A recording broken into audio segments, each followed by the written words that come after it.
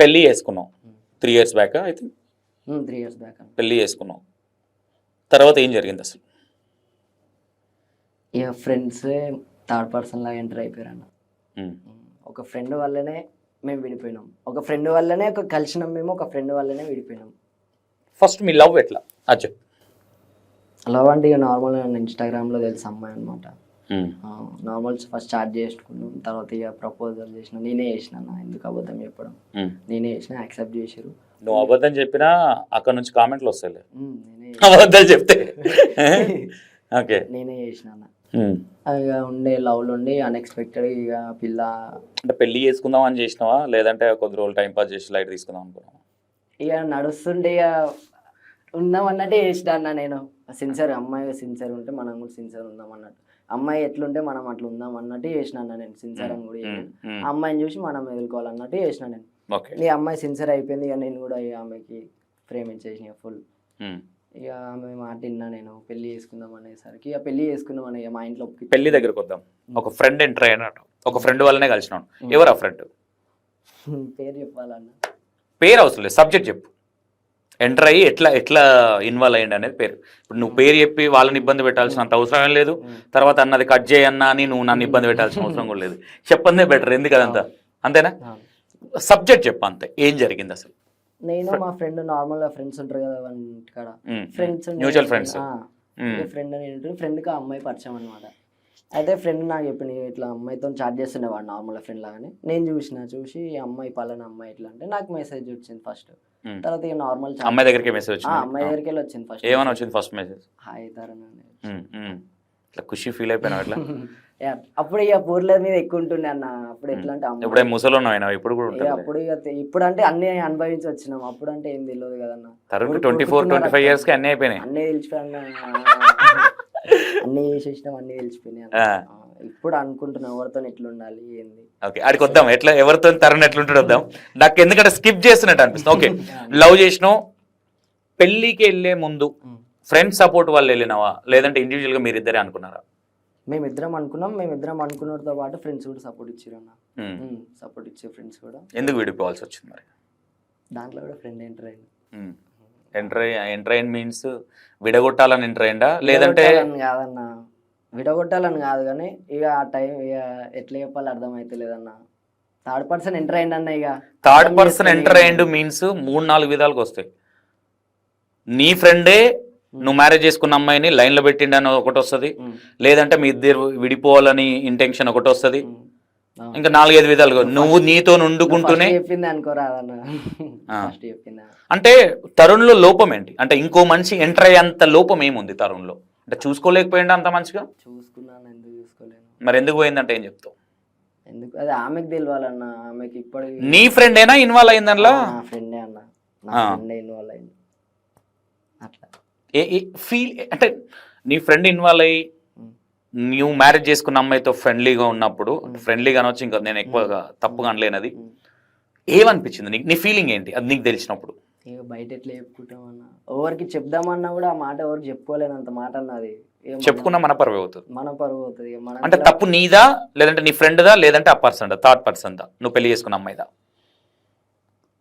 అంటే తరుణ్ లైఫ్ లోకి ఒక అమ్మాయి వచ్చింది, అంతవరకు కరెక్టే ఉంది. కానీ థర్డ్ పర్సన్ ఇన్వాల్వ్ అయ్యే అంత ఫ్రీడమ్ తరుణ్ ఇస్తేనే కదా వచ్చేది. తరుణ్ ఇస్తాడంటే ఇయ్యలేడన్న. మా ఎవరు ఎందుకు ఇస్తారని అంతగానం ఫ్రీడమ్? ఒక పిల్లని ఎట్లయితే చూసుకోవాలి అట్లనే చూసుకుంటాం. పెళ్లి చేసుకున్నాం, ఎట్లా చూసుకోవాలో మనకు తెలిసే చేసుకున్నాం. మనం పెళ్లి చూసుకున్నాం కానీ ఇక ఆ ట్రాక్ లో కొంచెం థర్డ్ పర్సన్ నీ ఫ్రెండే కదా? ఫ్రెండే అన్న. అంటే తరుణ్తో ఉండే ఫ్రెండ్స్కి ఫ్రెండ్షిప్ వాల్యూ తెలియదా, లేదంటే ఎథిక్స్ తెలియదా? అంటే ఏం చెప్తావు? ఏం చెప్తాను, ఫ్రెండ్ వల్లనే అట్లా అయిందని అయితే నేను చెప్తాను. ఇంకా ఫ్రెండ్ అని అంటున్నారు, నీలాంటి గొప్ప వ్యక్తి నేను అడుగులే. ఇంకా నా ఫ్రెండ్ వాళ్ళు అట్లా ఇంత థర్డ్ పర్సన్ అని. ఫ్రెండ్ అప్పుడు నమ్మినుండే, నా దోస్తు కదా, నా దోస్తు అట్లా చేస్తారని నేను అనుకోండి. అంటే నీ ఫ్రెండ్ నీ వైఫ్తో రిలేషన్లోకి వెళ్ళండి. ఎన్ని డేస్కి తెలిసింది నీకు ఆ విషయం? 1 month తర్వాత తెలిసింది. ఎట్లా తెలిసింది? నా కళ్ళతో చూసినాను నేను. ఎవరు చెప్తే కూడా నేను నమ్మలేను. ఈ రోజు దాకా కూడా 100 మాటలు నాకు చెప్పిరేమో అని 100 మాటలు కూడా నేను నమ్మలేను. నమ్మను కూడా. నా కళ్ళతో చూస్తే నేను నమ్ముతాను. నా దగ్గర ప్రూఫ్లు కూడా ఉన్నాయి. నా కళ్ళతో చూసిన ఫస్ట్ నువ్వు చూడగానే నీ ఫీలింగ్ ఏంటి? ఇక ఆ టైంలో ఏం చెప్తామండి చెప్పు. అంటే ఒక ఉంటుంది కదా, బతుకున్న శవంలా అయిపోయినా నా అంతే ఫీలింగ్. అంతే కదా మరి, మనం బతుకుంటే ఏం చేయలేకపోతున్నాం. ఆడ తెలిసిపోయింది మొత్తం, ఏం చేస్తున్నాం ఏం చేయట్లేదు. అడగలేదా నీ ఫ్రెండ్ని కావచ్చు, అమ్మాయిని కావచ్చు?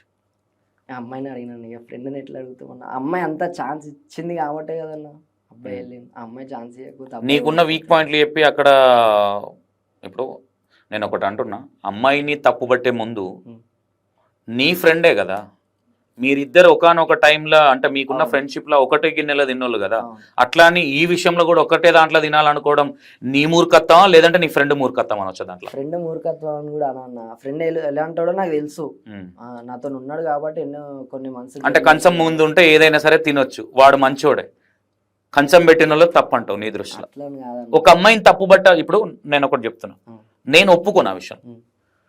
ఒక అమ్మాయి లొంగింది అంటే నీ వీక్ పాయింట్లు, నీ ఫ్రెండ్ నీకున్న పర్సనల్ వీక్ పాయింట్లు ఎన్ని చెప్పి లొంగబెట్టుకున్నాడు అని ఎందుకు అనుకోకూడదు? అట్లయితే ఏం లేదన్న.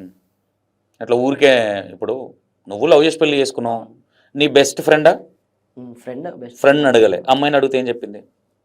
ఏం చెప్తుందన్న ఆడ చెప్పని కూడా ఆమెకి ఏం రాదా ఆన్సర్, ఇంకేం చెప్తావు నాతో? నేను లైవ్ లో చూసినా పట్టుకున్నాను నేను. ఎందుకు ఇట్లా చేసినావు, నేనేం తక్కువ చేసినా అట్లా అన్నా, నేను ఏం చేసినా నా దగ్గర ఏం లేదన్న అంటే ఏం చెప్తలేదు, నేనేం చేయలేనని అంటుంది అప్పటికి కూడా.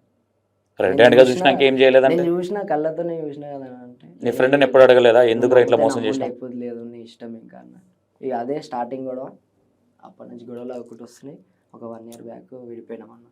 విడాకులు అయినాయా, విడిపోయారా? విడిపోయినాం, విడాకులు ఇల్లీగల్గా కాలే అన్న, ఇంకా విడాకులు డివోర్స్ అనేది లీగల్ కావాలి. మీ పెళ్లి కూడా లీగల్ కాలేదన్న? లీగల్ అయింది, ఇంట్లో ఒప్పించుకొని చేసుకున్నాం.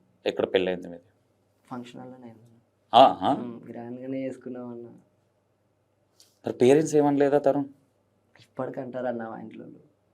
అప్పుడు ఇప్పటికి అమ్మాయి మీద నీకు ప్రేమ ఉన్నట్టుంది? లేదన్న, నీ కళ్ళల్లో 0.1% కూడా లేదన్న. కానీ అట్లా జరిగిందని ఒక ఇబ్బంది. మోసం చేసిపోయిన అమ్మాయి నన్ను నా ఉన్నంతసేపే నా వాళ్ళన్న, నేను చూసుకుంటా. నన్ను దాటిపోయింది, నేను కాదనుకోని వేరే దగ్గరికి నేను ఎందుకు పోతాను ఆమె గురించి? నీ దృష్టిలో నీ ఫ్రెండ్ దా తప్పు, నువ్వు పెళ్లి చేసుకున్న అమ్మాయిదా తప్పు? ఇద్దరిది తప్పు అన్న.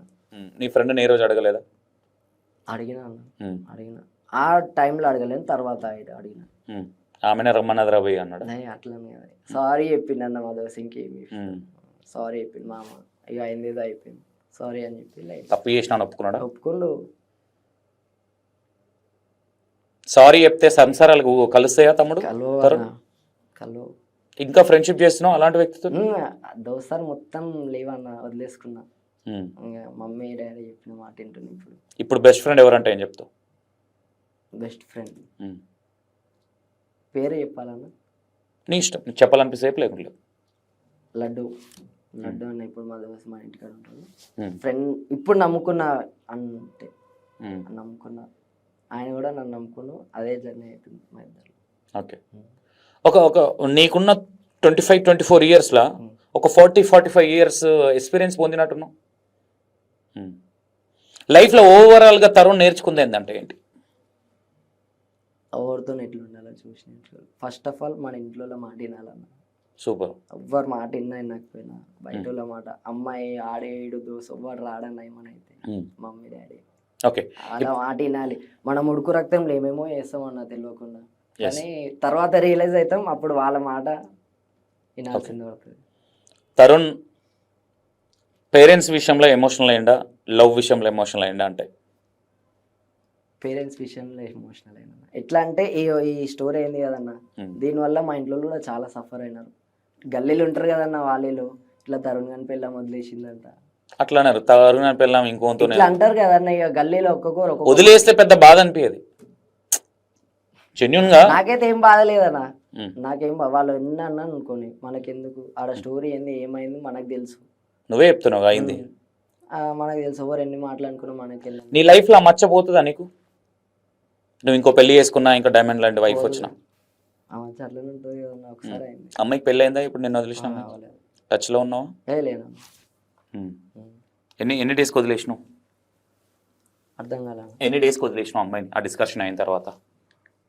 అప్పుడే వదిలేసిన ఇంకా 2-3 గ్యాప్లోనే, డేస్లోనే అప్పుడే లొల్లీలు అయినాయి మాకు, గొడవలు అయినాయి. లైట్ తీసుకో.